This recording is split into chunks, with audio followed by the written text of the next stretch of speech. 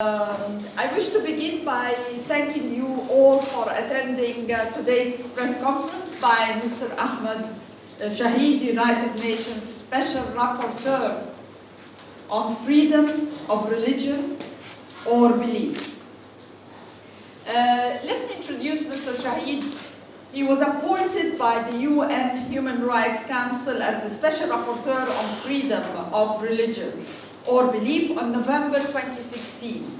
He is also currently the Deputy Director of the Essex Human Rights Center.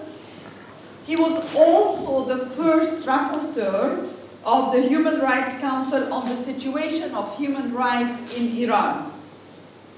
A career diplomat, and I'm sure a few of you already know him from before, he was twice the Minister of Foreign Affairs of Maldives, and he had led Maldives' efforts to embrace international human rights standards between 2003 and 2011. As a Special Rapporteur, Mr. Shaheed is an independent human rights expert with a mandate to report and to advise on the rights of freedom of religion or belief. The system of special procedure is the central element of the United Nations human rights machinery. We are therefore delighted that the government of Sri Lanka invited Mr. Shaheed to visit Sri Lanka and to conduct an official country visit from the 15th to the 26th of August. Now, this visit, of course, was particularly timely. In April, we were all shocked, and the world, I think, was shocked by the brutality of the ISIS-inspired terrorist attacks targeting Christian religious celebrations and hotels. Weeks later, it was then the Muslim community that suffered mob violence, as they did in Kandy last year. Last week, on the 22nd of August, the UN marked the first International Day commemorating the victims of acts of violence based on religion and belief to reaffirm support for the victims of violence based on religion or belief. I will now ask Mr. Shaheed to take the floor and present his preliminary observations based on his country visit. There will be an opportunity, as always, to ask questions to the Special Rapporteur about his mission and his findings after the presentation. Thank you all. Over to you. Thank you, Resident Coordinator. A very good afternoon to all of you, and thank you very much for being here. It's an honor to meet the press corps in Sri Lanka. Before I respond to questions from you, I'd like to read a short statement identifying my key findings on this visit.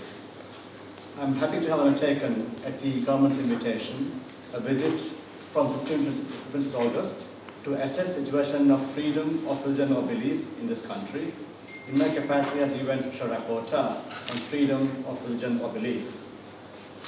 At the outset, I would like to pay respect to the memory of all those who were killed in the Easter bombings and in other acts of violence that followed, and extend my condolences to their loved ones.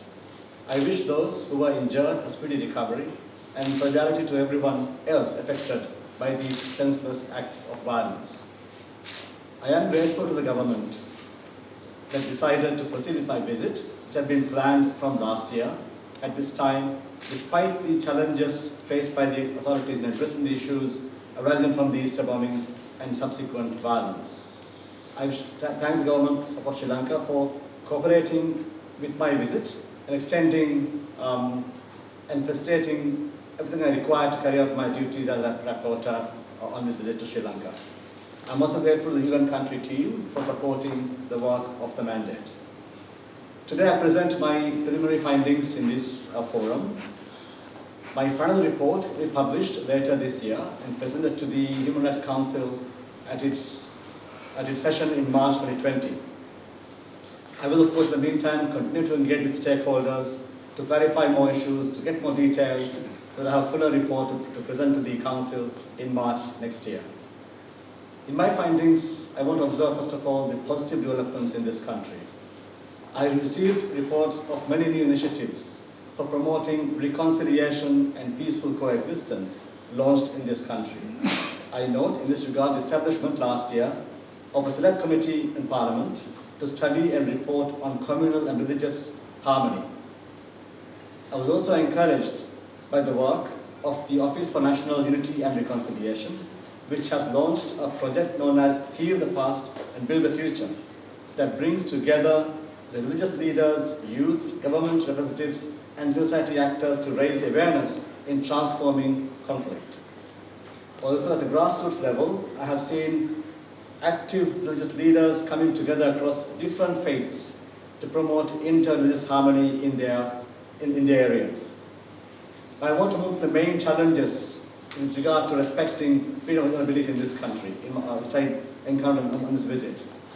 I want to clarify, first of all, state obligations with regard to protecting religious freedom has two main components.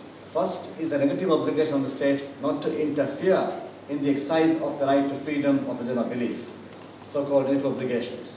The other is the positive obligation, which implies action by the state to protect individuals and communities in the exercise of their right to freedom of religion or belief against infringements by third parties or non-state actors.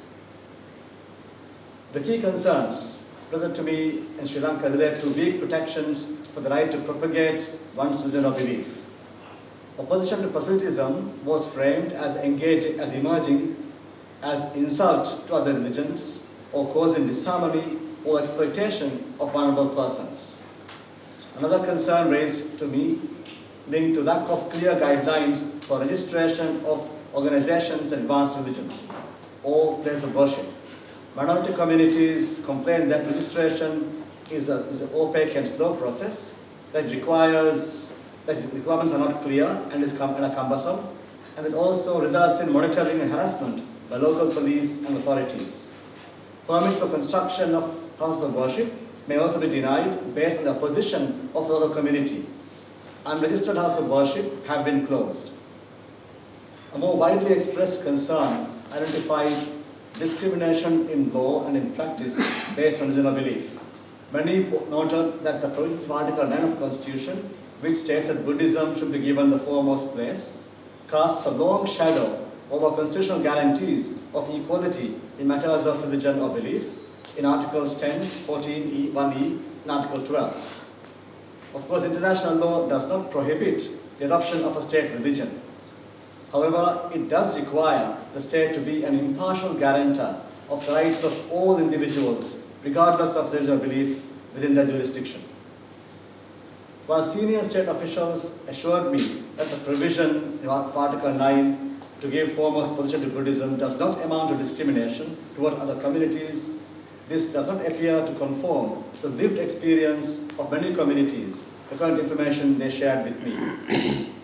Many of these religious communities pointed out to the use of double standards in some cases, in that the state has allowed Buddhist monks to erect shrines or Buddhist statues even in areas where there's little Buddhist presence, whereas other communities were told that they should not hold prayer services, even private homes, in areas where there were few Christians or with a Buddhist majority, or that they could not build new houses of worship due to opposition from local communities. There are also competing claims to historic religious sites and a perception that state agents are not sufficiently impartial in resolving these cases. Often many described similar problems of double standards in law enforcement, depending on which community offends or finds itself offended by the actions of the other. For instance, I heard of cases of violence against minorities perpetrated by the majority community, where perpetrators are clearly identified even in video recordings, but remain unaccountable for years after the incident. By contrast, many complained that when a complaint is brought forward by members of the majority community, action is swift, at times disproportionate. I heard examples of some arrested under the ICCPR Act for seemingly trivial reasons, such as a fictional story or a symbol in a dress, that were deemed to provoke religious disturbance. Well, I heard of impunity for serious incidents of incitement to violence, such as those that led to the Alutagama riots in 2014. There are also complaints of discrimination in access to education, where the intake into schools of the students from different communities is not based on a fair quota system. Women's experiences of ethnologist hostility, including violence, displacement, and stereotyping, do not receive attention or redress. Many of the conspiracy theories and tropes about Muslims target women and their reproductive capacity. Women's human rights activists appear to be at risk from fundamentalist members in their own faith-based communities. Their work, beliefs, and identity are discredited by male leaders who claim that they are violating religious norms. The ban on full face covering after the bomb attacks led to a rise in intolerance towards those who observe religious dress codes, especially among the Muslim women in public institutions such as hospitals, schools, and public transport. Some people stop Muslim women and girls simply with hijab or the abaya from entering hospitals or exam halls or make verbal insults at workplaces. I understand this restriction has been lifted with the lapse of the emergency regulations. The application of the MMDA has long been a subject of concern for those advocating for gender equality and has been the subject of several reviews, focusing on both substantive aspects of the law and its administration. Based on patriarchal readings of Sharia law, the MMDA violates international human standards, including those formulated in the UN Convention on Women's Discrimination Against Women, CEDAW. Furthermore, the law set up Ghazi courts to settle disputes, but women are not permitted to be Ghazi judges. Again, I understand there's some movement in this area with regard to cabinet decision taken recently. I received reports that the government refused to acknowledge the order of Bhikkhuni nuns. Bhikkhunis are not permitted to have their ordination on their national ID cards, whereas bhikkhus are afforded this privilege. Members of the LGBTIQ plus community also reported religious teaching a significant factor in the marginalization of these communities and leads to deep personal struggles for those who attempt to reconcile their identity and their sexuality. Often the perspectives of LGBTIQ plus community are excluded from interreligious dialogues and reconciliation processes. Reconciliation through ethnic and religious lenses without considering gender impacts is not inclusive. One of the biggest concerns raised to me noted the failure of the state to give protection against advocacy of this hatred that constitute incitement to discrimination, hostility and violence, as well as to real acts of violence. Thus, many raise concerns about the rise of extremism, the politicization of religion, propagation of hate campaigns using electronic and social media. The impact of these negative developments is aggravated by deficits in the application of the rule of law, especially impunity and lack of accountability,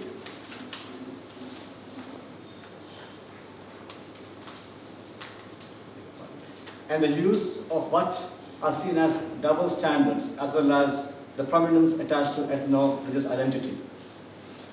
My conclusions focus on the long-standing traditions of religious harmony and coexistence in this country that needs to be protected and reinforced in terms of challenges that it faces today.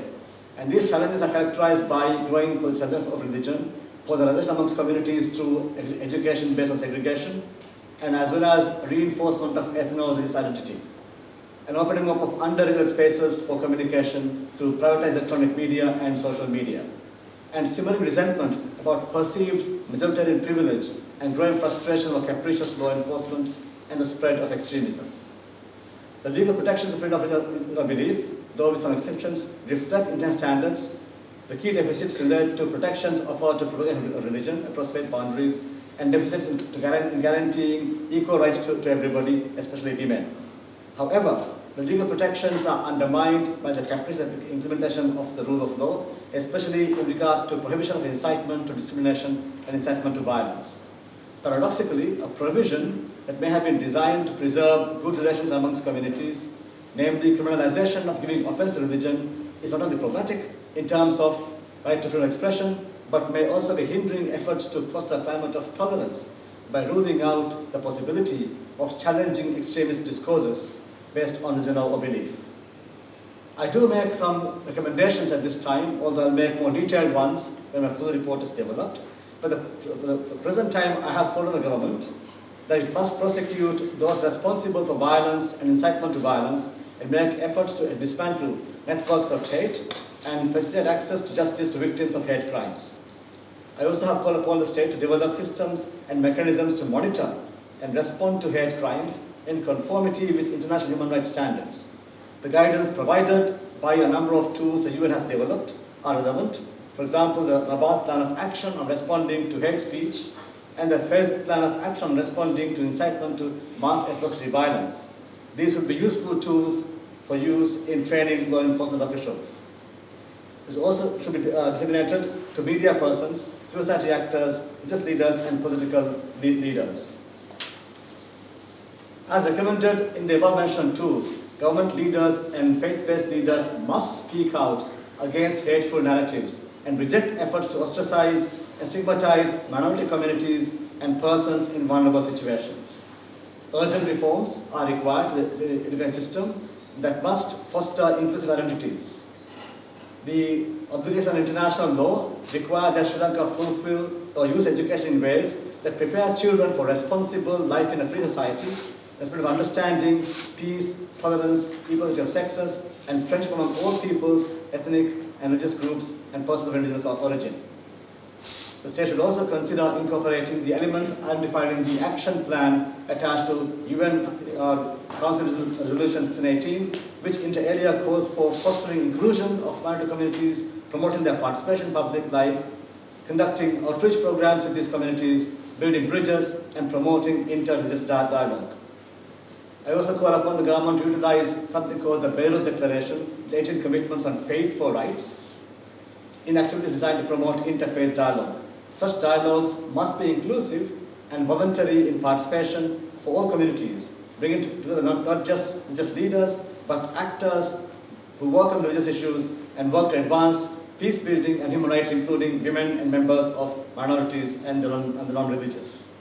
Finally, social media platforms should invest more in the ability to monitor and respond to incitement to violence while protecting the right to freedom of religion and access to information. Thank you very much. Thank you. Thank you.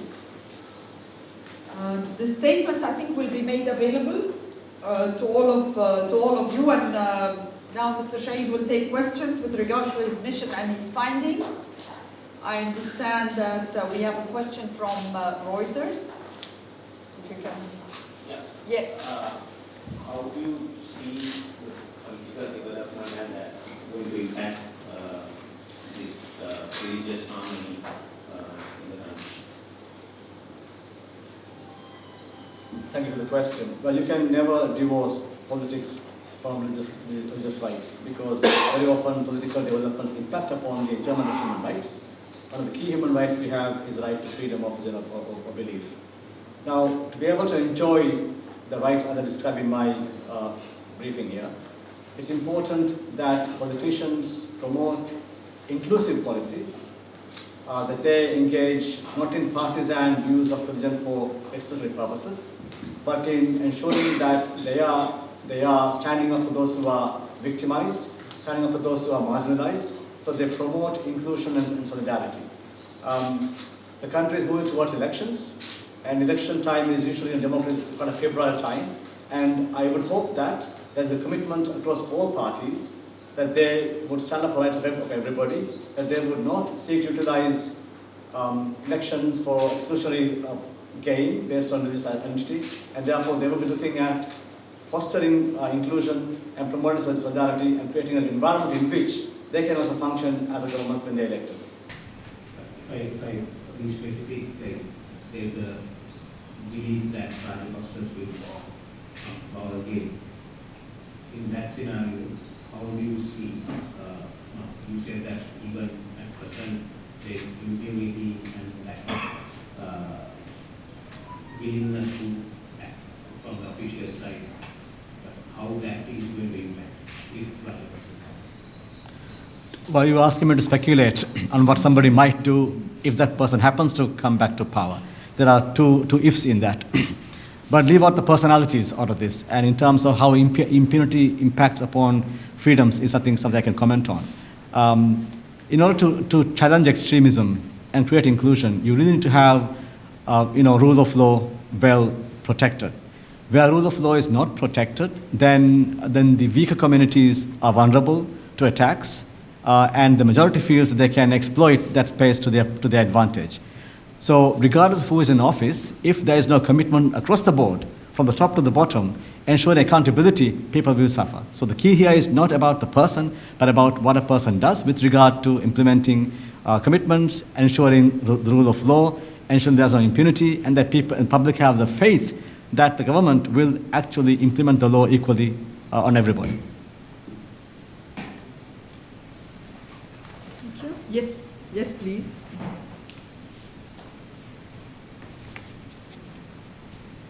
Soon after the Easter attacks, there were a string of attacks targeting Muslim houses, Muslim-owned houses, Muslim-run establishments, shops in different parts of the country. And Muslim community leaders, civil society leaders said that they are in perpetual fear about their businesses being hit, their lives being under threat. So now that few months have passed since the Easter attacks and couple of months even after the attacks targeting Muslims, what is the sense you picked up from your travels? Is the community still feeling very vulnerable and afraid? I will hesitate to generalize across all members of the community, but I did have a chance to meet many who are affected by recent outbreaks of violence. I would describe the people I met, not everybody, people I met, as still rather traumatized by the events that impacted on them. Many still have not received proper compensation that they expect to have received. Many have not been able to rebuild damaged property, so they have not been able to get their lives together again. And because there has been, in the past as well, recurrent patterns of this, they perceive uncertainty, they perceive insecurity, they perceive fear. And the major complaint they have, and the major sort of worry for them, is what they see as a failure to protect against attacks, and what they also see as a betrayal by neighbors who may have, in some cases at least, abandoned them or even colluded with those who are attacking them, and a feeling of helplessness as to where the recourse to justice for them is. The recently cabinet approved changes to the MNDA, do you think they would address the shortcomings we have so far seen? I have not seen the cabinet paper that was endorsed, but I have seen some of the proposals that were leading up to it. 2 points are very important here. First of all, it is important that there is a broad consultation with the affected communities. And I don't mean simply the leaders of the community. It must include everybody, because in many countries, and here as well, there is discrimination within minorities. Often leaders or majorities within the minority have a tendency to discriminate against those who are more vulnerable. So it will be important to really hear the voices of all the concerned stakeholders for this reform. Now, having said that, I am told that the process was broadly consultative, which I am happy to note. And I'm also told that the new reforms address nearly all the key concerns that may have been raised, including concerns or issues raised by what one may call Muslim feminists. Since not having seen the final version, my hope is that it does include equality for Muslim women across other women in this country in terms of the right of age of marriage, and also other rights in regard to marriage and divorce, and also in access to tribunals in terms of being able to act as judges. So I'm hoping that there is enough willingness on the part of all actors to really accommodate concerns raised by reformists that they end up in reducing, if not eliminating altogether, discrimination based on the MMDA towards Muslim women. Now, I'm saying this without seeing the final version, but based on conversations I've had with different groups. Thank you. Please go ahead. Can you introduce yourself also and where? I'm Sultana from Ceylon Today newspaper. What I want to ask is that, the first question is that, which part of the country, where did you travel? Who did you really meet? And the second part is that, when it comes to Islamic extremism, it's related to radicalization. And that fear is growing as well. And due to that, it's getting connected to the national security becoming a problem. So how can due to that, many of those cries and pleas from the minority communities have been dismissed due to this factor. How would you advise the government to tackle this issue because it's relating to national security and they dismiss all this? And what sort of an action the government should take? Thank you very much. I'll try to disclose details of my visit without disclosing who I met, I suppose. I've been traveling in the northern province, eastern province, central province, and northwestern province, in addition to Colombo. In terms of cities, I've covered quite a range of districts and cities in this area. I have been able to meet a very broad range of actors, religious leaders, religious actors, human rights activists, victims, state officials, including 2 governors, petitioners in particular cases. So a very broad range of individuals and communities. Also, I should add academics and research centers and people who have for a long time have been pursuing these issues, and across all communities as well. So I think my report will list the cities I've been to and the cities I've been to, indicating who I met. So I believe I had a very broad range of access, enabling me to really have conversations with a broad sector of society. You are right about the securitization that is happening across the world and in this country as well, and how that is impacting upon strategies of dealing with extremism. Now, this is an area fraught with challenge because there really isn't a great model out there that country can sort of pick up and pursue. But there are some common elements that one has to look into. And the key thing, of course, is to ground this in the human dignity of every individual. Security policies tend to brush everything aside, and that will be a mistake. So key thing is to understand there are immediate requirements, long-term needs, immediate challenges, and root causes. All of these things need to be factored in framing a strategy for that. And one of the things to avoid would be alienating whole community.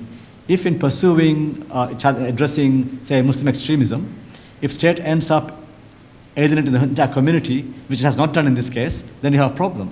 I heard from many authorities here, including independent authorities, that in the aftermath of the Easter bombings, the police did get extensive cooperation from the Muslim community, and that this enabled them in their work in essentially bringing down under control a very difficult situation. Now that is an indication of what should happen, that there should be collaboration between the wider community and the authorities in addressing radicalization. Beyond that, there are long-term things to be considered, and key things would be, of course, fostering a climate of inclusion. So my reference to the 1618 resolution is just to highlight those concerns. Education is the nursery in which we create people who are able to live together in harmony in a multi-ethnic society, or they become the laboratories of hatred. So we have to really focus on how we can use the system of education to create inclusive society. Rule of law is essential to have public confidence that the system works for everybody. Where there are grievances harbored by communities for a long period, they tend to see radicalization, tend to become extremists, tend to become violent. So it is based upon engaging across all communities, building bridges, and I will also point out to actually creating multiple identities for people. Everybody I met identified as Buddhist, Hindu, Muslim, or Christian, or alternatively Tamil, Sinhala, Muslim, whichever. And this may be because I'm meeting them in their own contexts. But broadly speaking, there ought to be an overlaying identity. that makes everybody feel part of a whole, that they don't simply pursue their life in terms of a community, but seen as a common people. So I think that there needs to be a focus on building those identities, and also, therefore, a focus on the human dignity of every individual. That every individual in Sri Lanka has equal dignity, equal moral worth, and equal claim to the rights of everybody else. So building these longer-term human rights-based approaches within rule of law, fostering dialogue and tolerance, I think are what is required to really prevent extremism, and dealing with, from a security perspective, can tend to aggravate situation if it's the only lens used in pursuing this topic. Thank you very much. The question for... Introduce yourself also. I'm Arun from Newsline. The question can be answered either. The last week, the new army commander was appointed. Following that, there was serious concern expressed by UN Secretary General and the High Commissioner. Rather than the mere statements, will it affect Sri Lanka's involvement in UN peacekeeping forces? I should clarify who I am. I am a special rapporteur who is not part of the UN, but is part of the UN. So I have a strange attachment to it. I am unpaid independent expert. I don't take orders from the Secretary General or the High Commissioner. I report to the Human Rights Council on my findings. So I could not speak for what they might or could do, and I would not pretend to be able to do that. So I will leave that question as beyond my mandate. Thank you. Okay, maybe let me come in here. I mean, as Special Rapporteur exactly had said, it's not really the topic related to this press conference, but the High Commissioner, of course, is the principal UN official with regards to human rights issues. So, and she had issued clearly the statement on this matter. There are further discussions at headquarters on this regards, and so there is nothing really to add for now from our side. Chandika from Economics. Sri Lanka's education system is such that all students are required to learn religion for 11 years. They are forced, they are not allowed to choose, they don't have the freedom to choose. And it's such that they have to choose either Buddhism, Hinduism, Islam, Roman Catholic, Christianity, so on. Now, what if there's someone who doesn't believe in any of these religions? They'll be forced to take part in such activities of other religions and learn about these other religions. I feel like myself, my freedom is strong. And if I ever have a child, he or she should have the freedom to choose their religion. And I feel like their freedom is also going to be wronged. So what is your opinion about should our education system be reformed? And also, like, as soon as we are born on our birth certificates, it's put, religion is put, whereas in other countries that doesn't happen. So can you give your opinions on this? Thank you. As I note in my findings, the education sector requires urgent reform. And one of the reforms, of course, would be how it teaches religion. International standards will not allow a state to impose compulsory education of religion on students if it involves indoctrination into religion. The state may, of course, and should in many ways, in my view, teach religions to students so that they have an understanding of different religions, so they don't become victim to fear and prejudice that some people might exploit if there was no awareness of different religions. So with the school teaches compulsory religion in that manner, up to 11 is a choice for the state. But if it involves indoctrinating one in a religious tradition, that should be voluntary, and there should be no coercion at all on the part of the state with regard to who is asked to do that. And there are, of course, good and bad practice here. Having an opt-out system is not as good as having an opt-in system. An opt-out system would be in a class of, say, 30 students. One person says, I'm an atheist, I'm a rationalist, I am this or that, and steps out of the classroom, gets stigmatized with the rest, and oh, he or she is different. That's the opt-out model, which is not ideal. The opt-in would be, students are asked, which of these classes would you like to take part in. So they decide, I'll take Islam class, the whatever class, so they choose for themselves. And this doesn't necessarily reflect their faith-based identity. So there should be an attempt to protect, first of all, the freedom to choose, as you framed it, and the freedom of parents to ensure that their children are raised in a faith of their choosing, not of the government or schools choosing. And also to ensure that their opt-outs do not stigmatize them either in classroom or for their child life. So it has to be very carefully handled. And I would also advise that given the country is a multi-religious country, rather than simply leave out religion to a private sector, which of course they might do for teaching practice, but curriculum should include knowledge of other religions, taught in a neutral, objective way, so they can get an understanding of how different religions what are they about, so they can have a good understanding of different faiths. Yes, please. Minat Fernandez Mazur. Mr. Shaheed, you mentioned that among some of the complaints or some of the representations that you had heard was one about the failure of the state to give protection against hate crimes. You heard different kinds of things from the different people you met.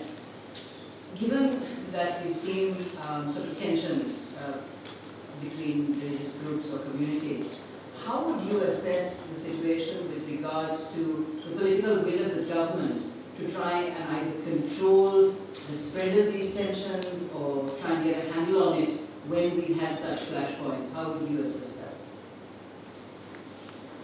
I think political will requires assessment of intention. But what I can talk to you about is what is observed in the actions that have been undertaken.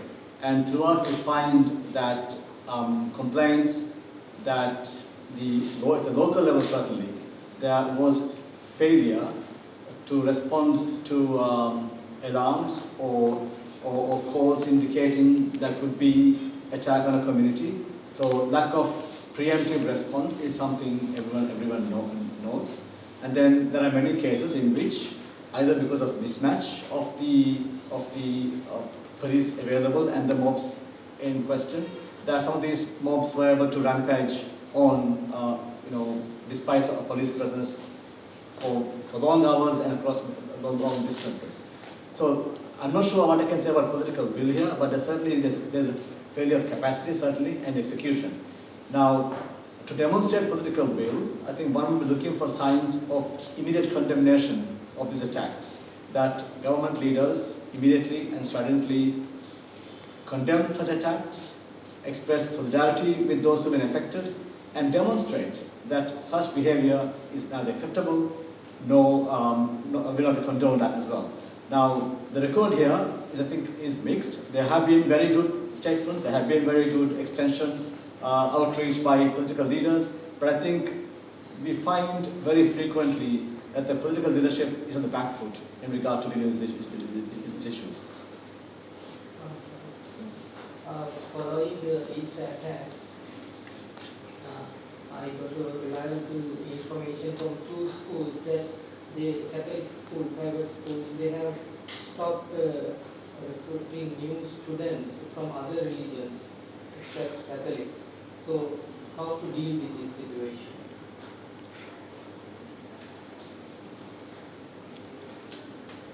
Well, in principle, if the school is funded privately and is based upon a certain religious ethos, then international law would permit a degree of freedom for them to focus on children who are Catholic and employing teachers who are Catholic.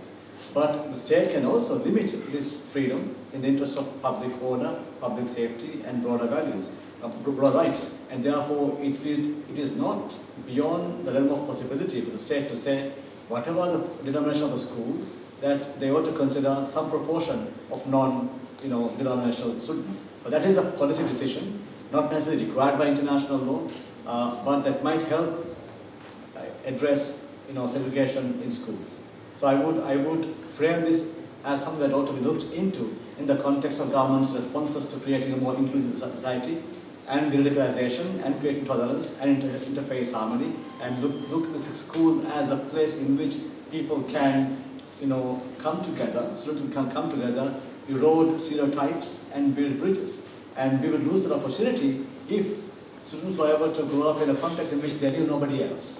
That doesn't prepare them for a society in which they live inclusively and harmony with others. So I would take it with a caution, but I would say, of course, there is a degree of permission if it's a private school in how they recruit students. Yes. Certainly those from the UK. I just want to find out. Can you use the microphone so that they can? Just want to find out how long do you think Sri Lanka will take to overcome the current tsunami that we've seen? Can you relate Sri Lanka's situation right now to any other part of the world where this kind of situation will happen, and how long they've taken to come out of this kind of tension between religions? I would hesitate to compare this with any other country because every situation has local contexts, local drivers, and local opportunities, and local aggravating factors. But what I can caution is that tensions we experience today did not emerge overnight. They have a long history. They have been developing over time, and they've had manifestations also in different forms over time. And secondly, what we see in this country is also not unique in that it is part of a broader global pattern as well. And even in these countries, there is a struggle to get the policies right. But the longer we delay, a few things the longer it will take to address them. So the first, of course, is ending impunity. If people can prosecute vandalism, crimes, murder, whatever, without fear of being, brought to book, then we create more space for further hate crimes, and of course we deepen division in society. So one, of course, is ending impunity and accountability, ensuring rule of law. So the sooner we make everyone feel that the law will treat them fairly and equally in protecting their rights, then the more confidence that they have that they can go about their lives peacefully. The more we delay reforms that will enable society to build attitudes of inclusion, say education system, the longer we will have these tensions simmering beneath the surface. And the longer we delay action by politicians to give messages of inclusion, denouncing hate speech, denouncing extremism, and at the same time endorsing solidarity, reaching out to communities, then the longer we will have these tensions. And I think it really is a need to start now so that the country can consolidate its traditions of coexistence, start now so that it can begin to end as soon as possible these civil tensions, and start now so that it can show good faith and invite others to do so as well. So I think the answer is start now, and we can see how soon it takes for us to get out of this. Thank you. Any further questions? All right. Thank you very much for your participation and for your engagement, and I have really very good questions. And thanks to Mr. Shaheed as well for the visit, hopefully, and I think as we